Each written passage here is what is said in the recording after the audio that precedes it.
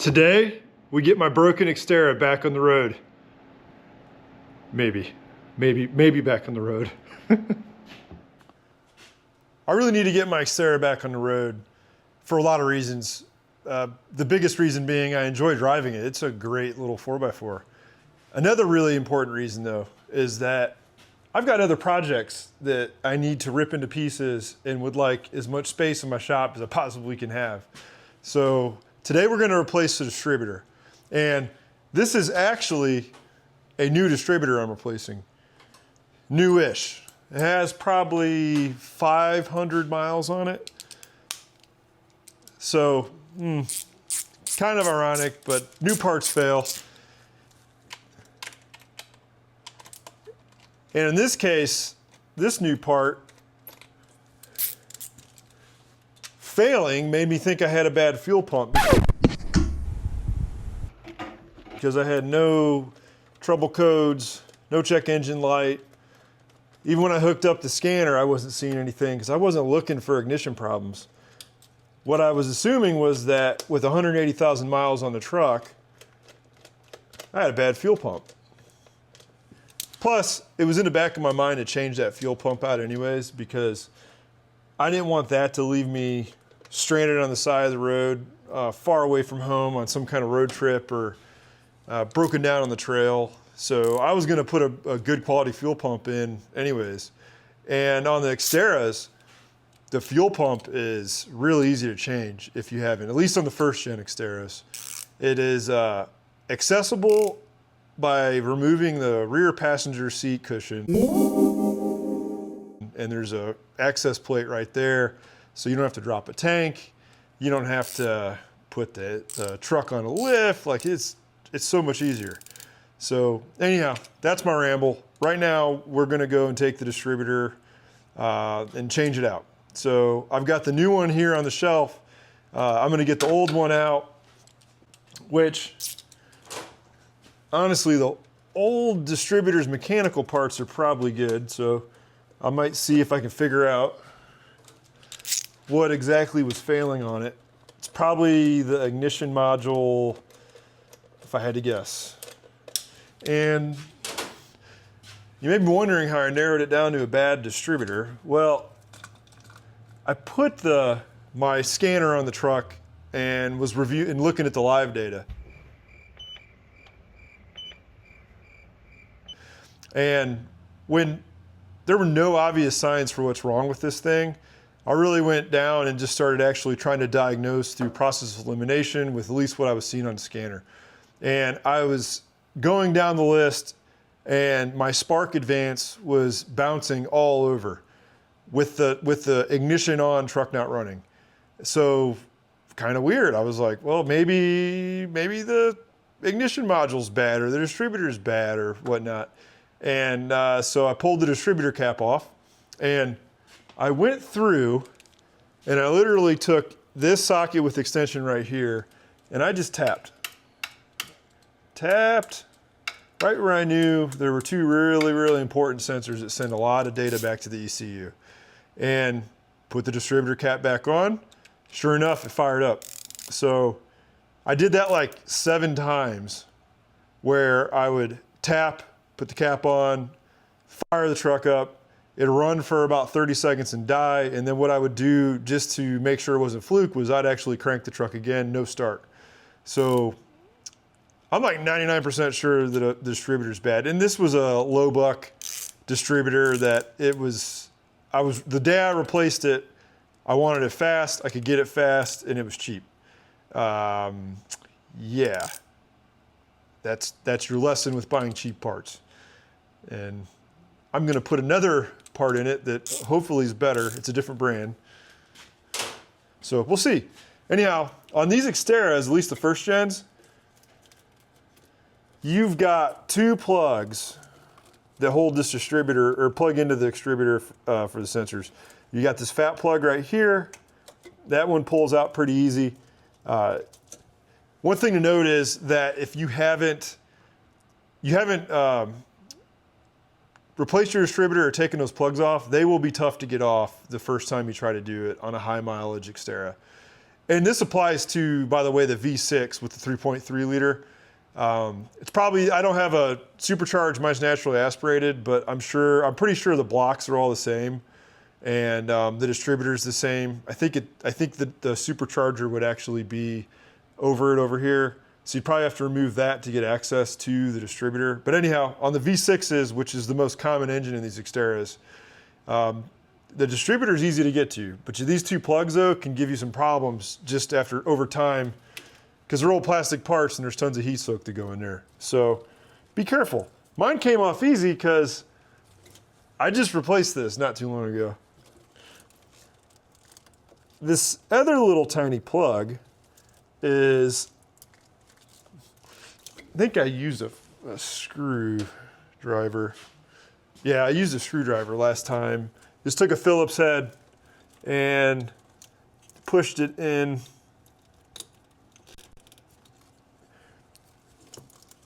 And when you push the rear clip down all the way,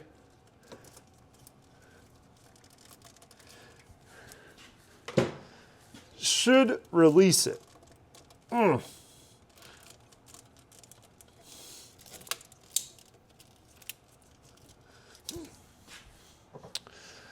At least it should release it. But I remember this one gave me some, this clip took longer than it should have to remove last time.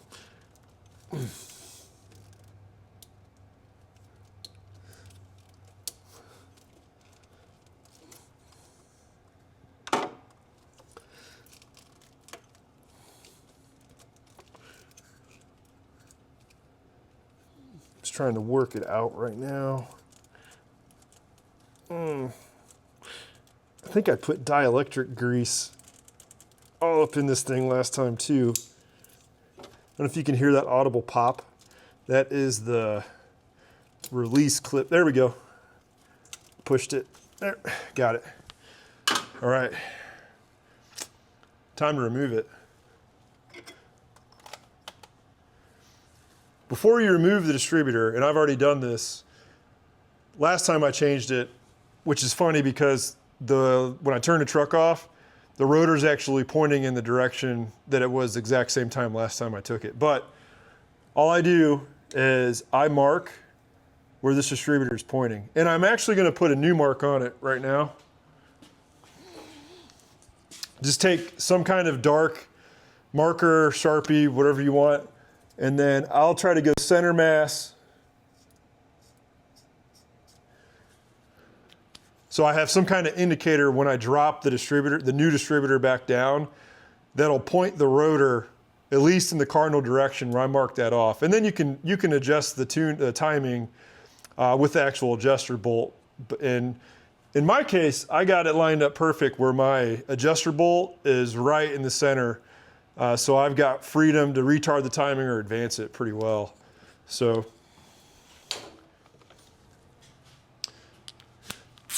got it pretty loose. I'll just fish a little universal with the socket down there. And I've dropped this bolt a couple times. Like the first 2 times I pulled this thing out. So, yep, I've learned my lesson. Put a magnet on. Okay. Now the distributor just comes right out. Kind of wiggle it a little bit. I think there's a little O-ring that goes right into the throat.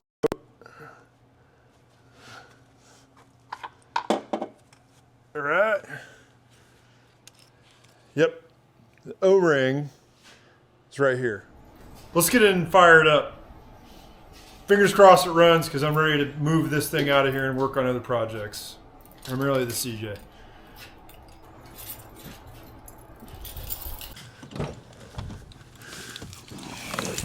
Hopefully the battery's got enough juice in it to fire up. Oh, probably help if I connect the battery.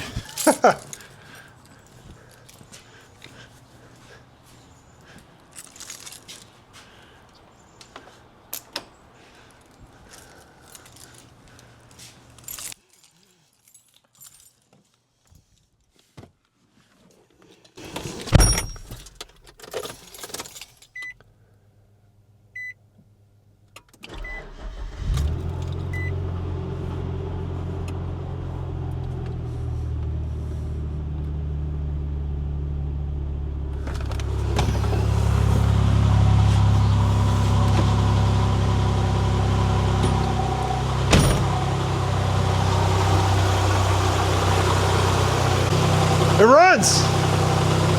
And it would have died by now if I was trying to run it the other day. So I think that's the problem. I'm gonna clean everything up, and then let's take this thing on the road and do a shakedown test. Probably won't go anyplace cool, but we'll see. That test drive is gonna have to wait, because as I was getting ready to back the truck out of the shop, which it's running awesome, by the way, the distributor definitely was bad. Idle smoother, throttle response is better, and the truck is firing up like it should. So I was backing out, and I was leaking coolant everywhere. And I was like, man, I've serviced this whole coolant system from the radiator to the water pump, all the hoses. It's like, what could be wrong? So I looked, couldn't find it. Thought maybe the radiator just developed a crack from sitting, and it's not new, but it's not really old. I think it's like 7 years old. And then I realized that this happened. Oop. Oop. I broke that last summer when I was replacing the intake manifold gaskets. Just a fluke thing. Was hanging over the engine bay and moved back, and the tool I had in my hand snagged it, snapped it. And I repaired it with just a temporary fix to get this on the road, shake anything down, and totally broke it again. Well, I broke my repair. So, yep. I'm gonna get some parts. I'll be back, and we're gonna fix some stuff before we go on the road. Parts are finally in. I had to wait a couple days, but I was able to pick up a Koyo Rad radiator. And I would turn the box right side up for you, but this box showed up to my house completely opened. And yeah, I'm gonna make sure that everything's good and it's supposed to be in here. But it looks like it's okay. It actually looks like the radiator box and probably snagged a package, or got caught when it was getting moved around and ripped open.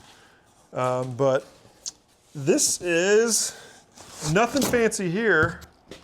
This area, this would be the top side, if you can see it. And yeah, looks pretty much identical to what I'm taking out. But these radiators are supposed to be some of the best that are on the market in performance applications, and they also are what comes in a lot of Asian manufactured vehicles. So for not much more, I was able to pick up what apparently is a really good radiator. And hopefully it'll be the last time I change this out, unless this engine comes out and something else goes in, or I have some kind of overheating problem, which I've never experienced in this, but stock cooling system seems to be pretty good. So, okay, I'm gonna start disassembling everything and begin the process of undoing the radiator, draining all fluids out, and getting this one in so I can get this thing back on the road.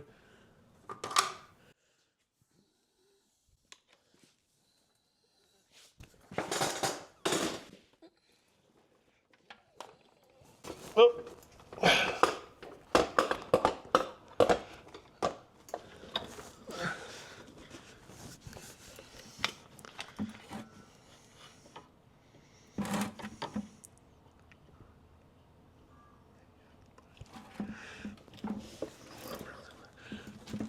Oh, it's moving.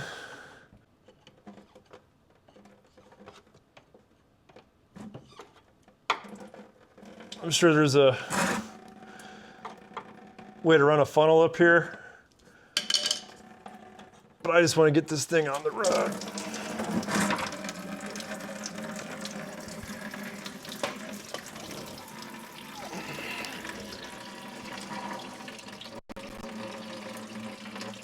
Didn't get too wet. That screw that I took out, that's super boogered up, it's a little plastic drain plug. And I don't know if you could see from some of the other footage, but I actually used a pry bar and went across like a massive flathead screwdriver and pulled it out, but this thing sucks. On all the radiators I put in this, I've always had problems with the drain plug. That's a screw type like this, just getting chewed up beyond belief. Now I'm gonna start getting the hoses off and get this thing out of here.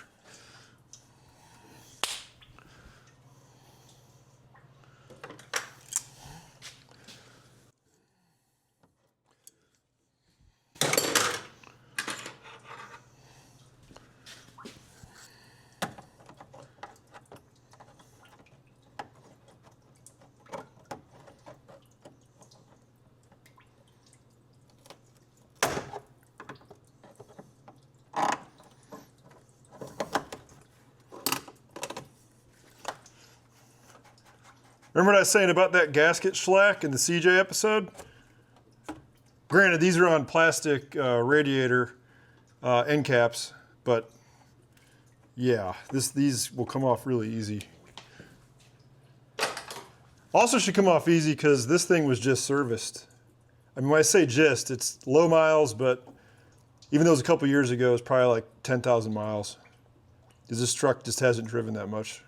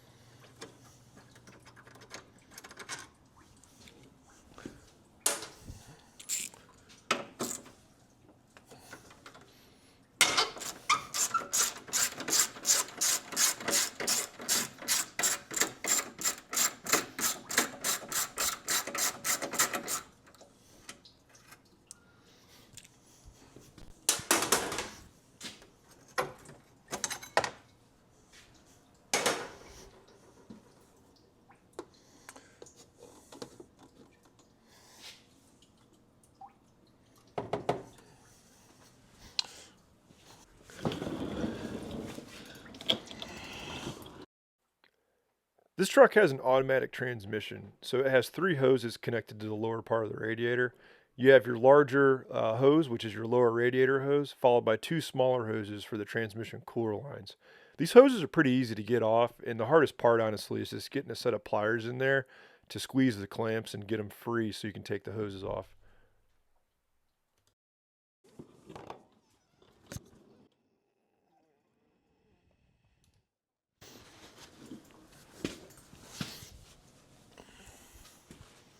This little fan shroud bottom portion of the, it's like a little clips in, and basically it is the bottom portion of the fan shroud.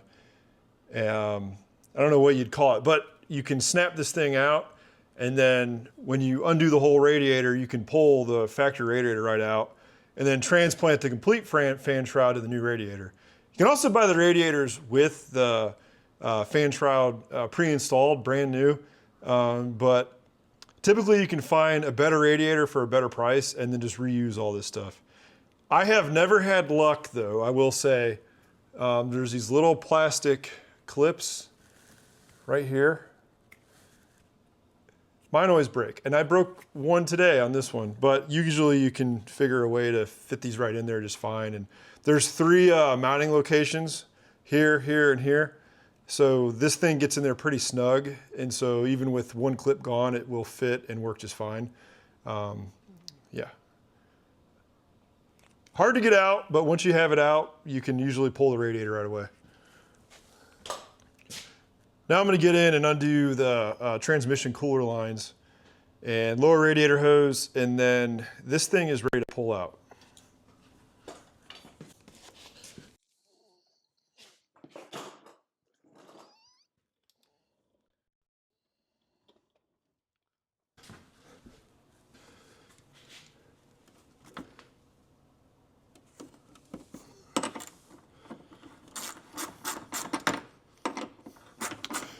Take the reservoir out.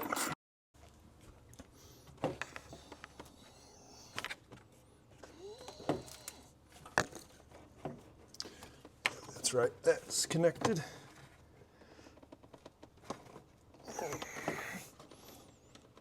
There we go. my overflow tank hose was keeping it stuck.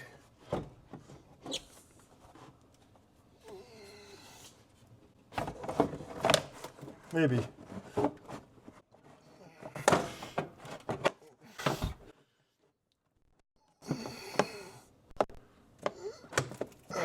Right, pull that over there. Make sure I'm not hung up.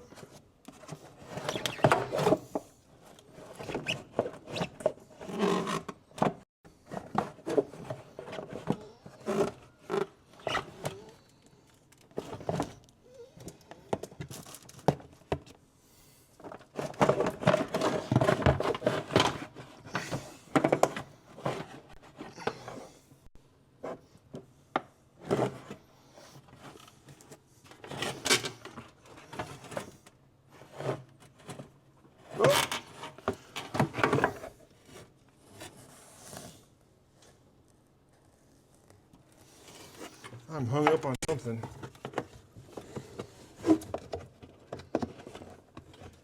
Ow. There's a hose clip on the bottom of the radiator that was still in. Yeah. Nice. Perfect. The thing that really sucks about swapping this radiator out is the radiator itself is totally fine. And you can see a close-up of the broken nipple that feeds into the actual overflow reservoir. They do make repair kits for them, but I've never had any.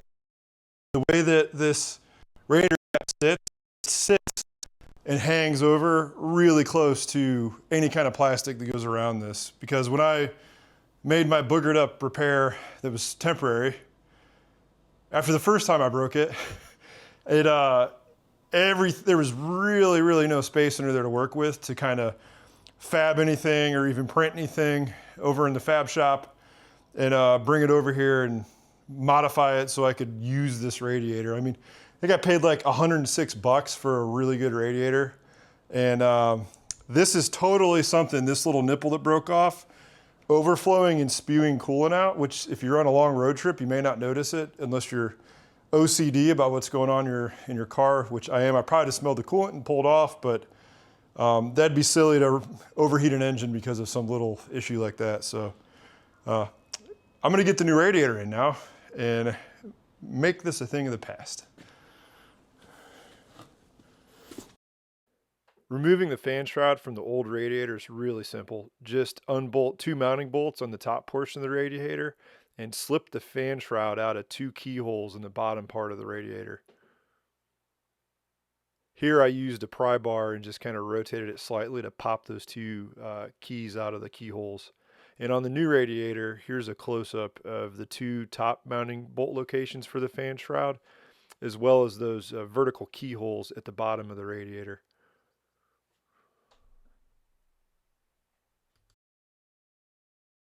The old fan shroud was a really tight fit on the new radiator, so all I did was I worked the bottom portion of it through the 2 bottom keyholes, got the ends over the sides, and then the bolt holes were probably about a 1/16 of an inch off even after that.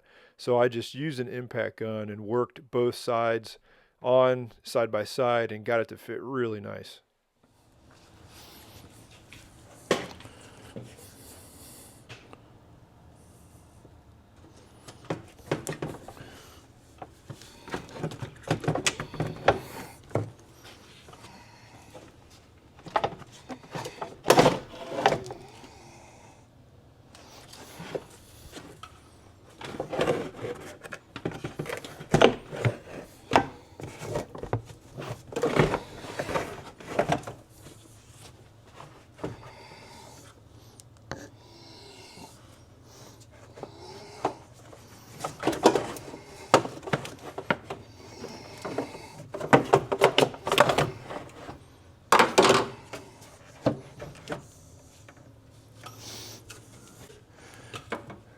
It's a really tight fit installing the radiator, but if you take your time and just kind of spread all the hoses out, spread everything that comes in contact with the outer fan shroud, it goes back in pretty easy. That's all I'm doing right now is just kind of moving everything out of the way so this thing can drop in place.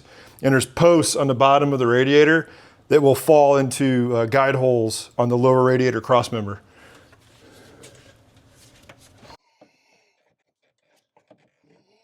No, that side's not in. There we go. Let's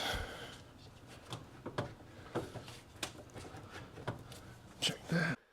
Reinstallation of the mounting brackets and associated hardware is really straightforward, and each bracket is form fit to both sides of the radiator, and they will not go on if that radiator is not fully seated in the guide post, which is great to give you some confirmation you've got the radiator fully seated and installed correctly.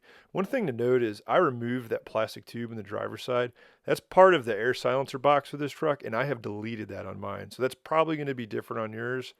And all we're doing now is we're getting ready to put all the hardware back in and put the upper radiator hose on and overflow tank hose on, and then move on to the bottom. And if you're wondering why I'm on a little step stool, this truck has 33s and about 2.5 inches of lift. And it's an awkward spot because it's like not tall enough to need my upward creeper, my topside creeper. But it's not short enough just to lean in the engine bay and work on it. Plus this bumper comes out, so it can get kind of awkward in some areas. But that's what the little step stool serves as.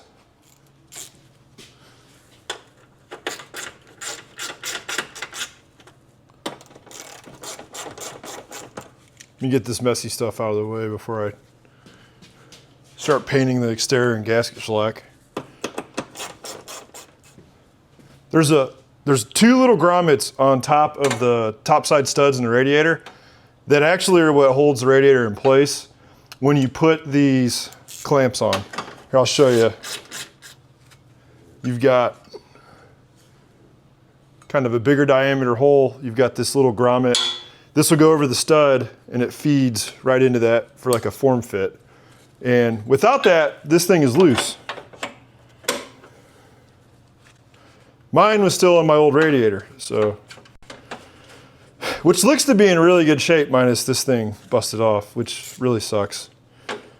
I'd rather bought some other stuff for this Xterra, like a locker. I know a locker is a lot more than a radiator, but I'm not going to put anything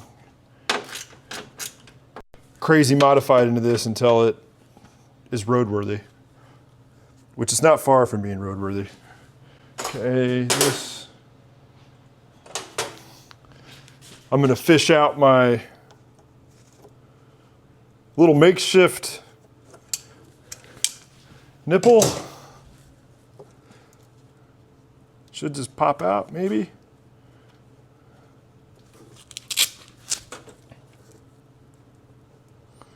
Maybe, hopefully pop out. Can't remember what all I put on there. This hose is the perfect length. I don't want to cut it. I already made this hose once. Oh, there we go. Cool.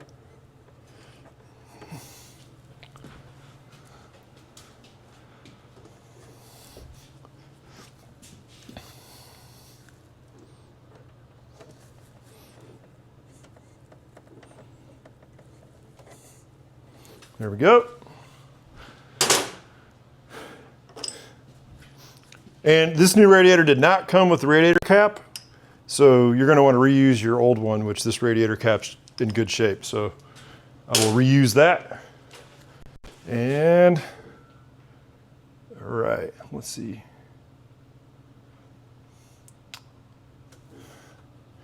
Well, that's it for top side. Now I got to go down below. I also need to check clearance. I think everything's good. All right, I'm gonna go below and button everything up down there. If you're putting a new radiator in your Xterra and you haven't replaced your lower radiator hose or transmission cooler line, this is a really good time to do that because you've already got them unbuttoned from the old radiator. My hoses are all in great shape and were recently replaced the last time I serviced this and don't have any miles on them. Plus I use quality hoses. So I'm gonna go ahead and rerun mine. When reinstalling these hoses, I think probably the hardest thing is just getting the hose clamps back in place. I like to use several different types of angled needle nose pliers just to get in there and move the clamps and work them back into place. And I also try to line them back up into any of the indents that were on the hoses from they were originally clamped on, just to make sure I'm getting the best fit possible. And you'll see here in a minute when I go to reinstall the lower fan shroud piece that we removed just to be able to pull the radiator out without undoing some of the front accessories. It clamps right back into place, and there's 3 locations. You've got a keyhole right on the very bottom of it. You'll see I slide it right into the key right here, and then you've got 2 clamps on both the left and right side. And even though mine had a broken tab, it fit in great and seems secure. Now all we need to do is add some coolant and burp the system. And I use basically this giant funnel. Nothing fancy. There's way better devices out there for burping the system, but this one works really well. Has a whole bunch of different size fittings for different radiators.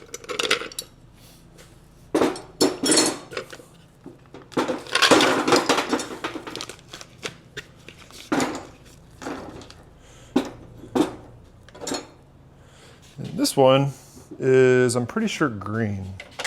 I think that's it. It's got a little O-ring gasket that sits in there.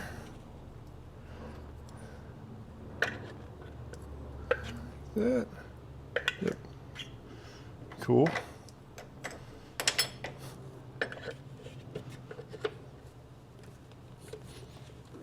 There we go.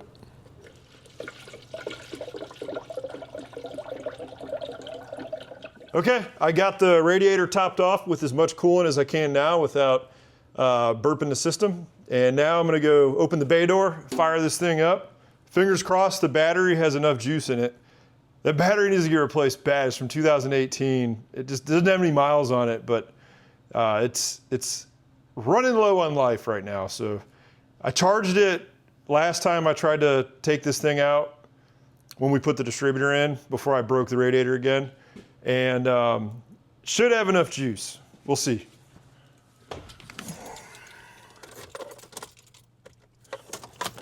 It would probably really help give the battery its best chance of starting this truck if I hooked it up.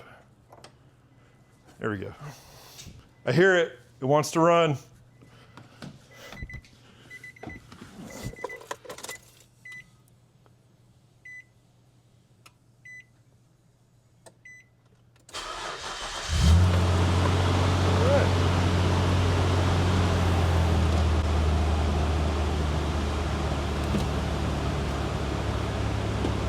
All right.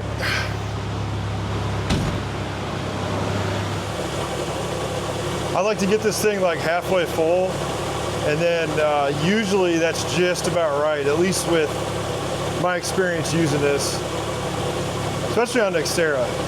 But you can see it's not even close to being warm, and it just starts burping pretty easy. Whenever I work on a coolant system, I always take my heat gun and I probe and I watch instead of trying to go back and forth and look at the gauge, because you never know, you may have created a leak in there. Or if you're working on something more integral than a radiator, like a water pump, you put a failed water pump in. Granted, you'll hear that, but I can get real-time temperatures all over the engine with this.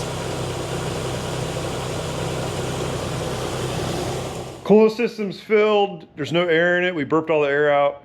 Everything's buttoned back up. Truck's running awesome. It's actually the next morning. I finished all that last night. And just as I was getting ready to take it on a test drive, we got slammed with a ton of rain. And where my shop's at on my property, it's hard to not tear the yard up if it gets super wet. And you know what? Family was ready to hang out and eat dinner, and I was too. So, yep, I waited till this morning to get this thing on the road. So let's get it going and get it out of the shop so I can also take care of my mess I made. I have a lot of kitty litter to sweep up and probably more to put down, or more to put down than sweep up in a little bit. So anyhow, let's get this thing going.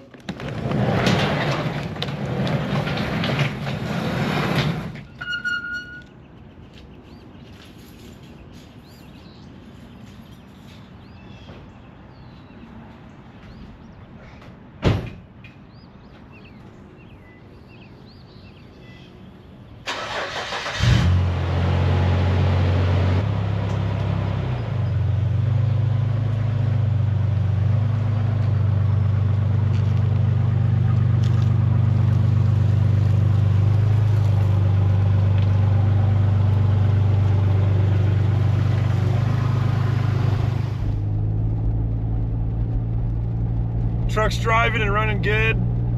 Coolant temp is holding where it should. No leaks other than a rear main seal leak that's been there forever, but we're not going to count that for now. And yeah, I think it's back on the road. We're just doing a little loop close to where I live. Not going anyplace cool. It's starting to rain again pretty hard, and I don't have any place that's really fun to go explore, go off-road fairly close to my house. So we're just doing a little cruise. All the animals are out. Yeah, it's running good though. Can you get into it a little bit? Oh yeah, can you hear that power? No, you can't, because there's no power there. In all seriousness though, this little V6 meets expectations for an early 2000s mid-size SUV V6. It feels like all the 4Runners I've driven. Gets where you need to go. Plus, this Xterra has 490 gears, which is pretty cool. And we'll go over more of what all I've done to this truck and kind of what I have planned for it in the future.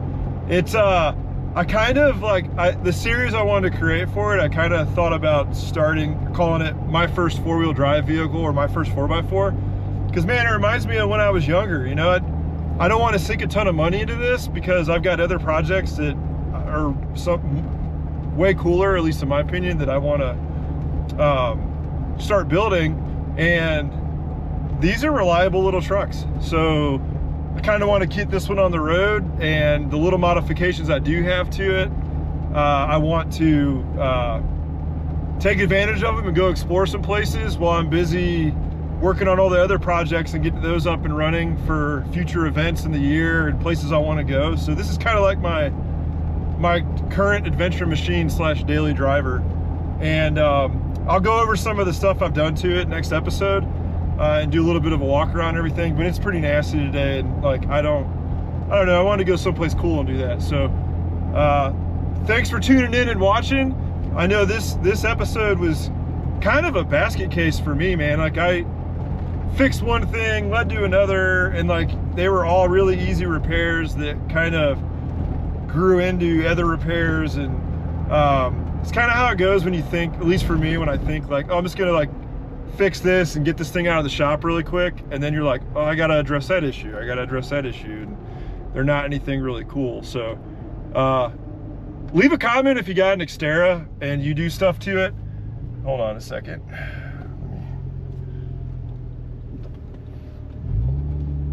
Got to watch out for the early morning minivans going to soccer. Like this lady was whipping around the corner.